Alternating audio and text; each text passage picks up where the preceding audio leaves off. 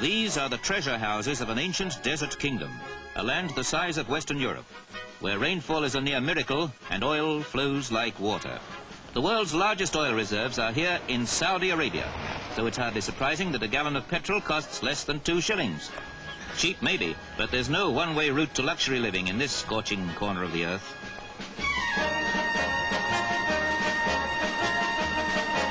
Saudi Arabia, despite its potential wealth, is a country that needs help and guidance. Why else would a group of prominent English surgeons and specialists hurry away from London's shivering climate to board an aircraft bound for a land where winter merely means the temperature drops below the century mark?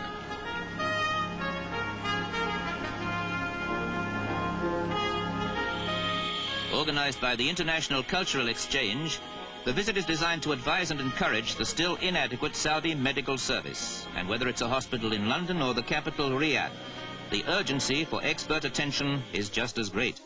Perhaps more so here, where there are no qualified heart, plastic, chest or neurosurgeons. Such is the desperate need of a people who live alongside almost unimaginable riches.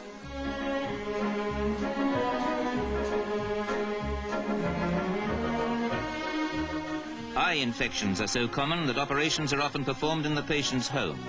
Many sufferers can be cured if treated at an earlier stage, and for one young Arab prince, examination by an English specialist may prevent the tragedy of blindness.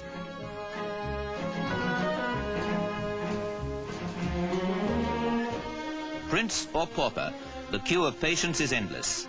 Operations are performed not only to save lives, but to instruct and encourage Saudi Arabian doctors to stamp out some frightening diseases in a country where many adults die before they're 40. Even to get a prescription, patients must first buy a bottle at the curbside. A stream of Arabs shuffling forward for hospital treatment is perhaps primitive to Western eyes. These people seem to accept the waiting and the unimportance of time, probably because time can be based on any one of 3 systems, all hours different from each other. And that's only one frustration for the traveller. He can get lost in a maze of narrow, high-walled city streets where time seems to have passed by altogether.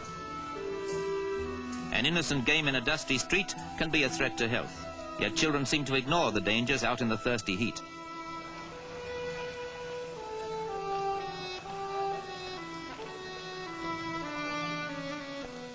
But no, this tour back into history and legend is jolted forward into the 20th century by the sight of Saudi Arabia's latest landmark, the TV studios. And there's almost a big screen atmosphere about a visit to the palace of King Fayçal, the immensely rich monarch of this desert kingdom.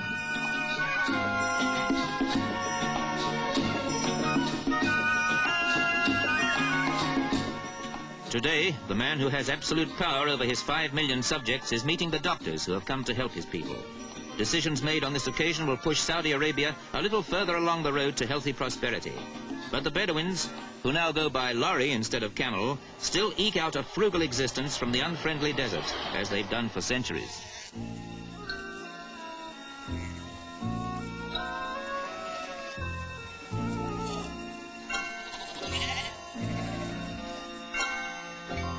Somehow the nomadic tribes manage to survive in this scorching sea of sand. The oil beneath means nothing to their unchanging way of life. The heavily veiled women still spin goat's hair to weave the walls of their tented homes.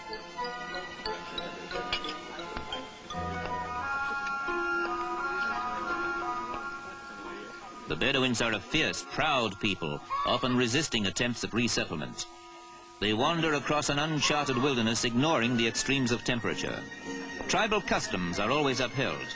Girls have to be veiled when they reach 12, the marriageable age.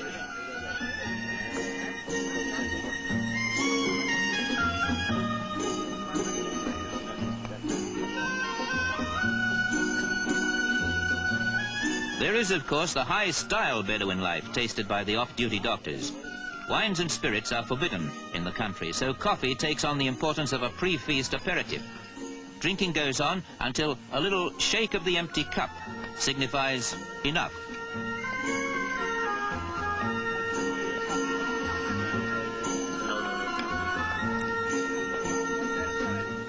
All the Bedouin courtesies and rituals are observed.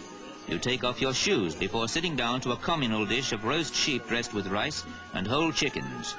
the idea being to tear away at the meat and roll it into balls of rice. A feast fit for a king. But this time it's Prince Abdullah in the place of honor.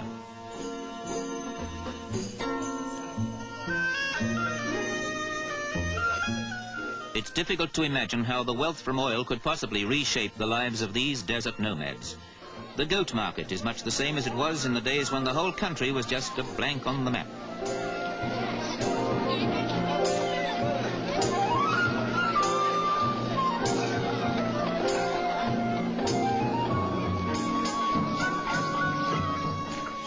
It might not be everyone's idea of super shopping, but there's certainly no better place to collect a few tasty desert lizards for supper.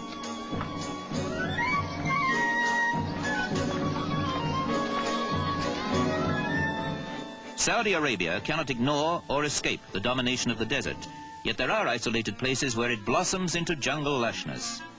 An oasis like this, carefully irrigated, can produce root crops and a rich date harvest.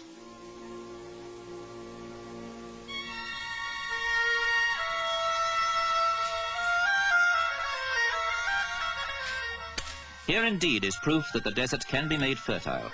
It's a favorite site for tribes who pitch their tents in such unexpected greenery. Some even build small huts for a longer escape from the open desert.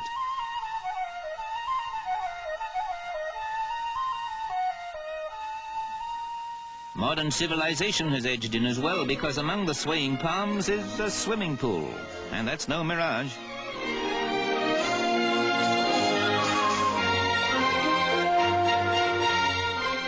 A land of too little water and too much oil. That would probably describe the dilemma of a country which is only just realizing its importance in the 20th century. Those treasure houses in the desert may represent great future wealth, but that's not enough. Saudi Arabia needs expert advice and encouragement. Just in fact what the doctors ordered, and by their goodwill example, underlined.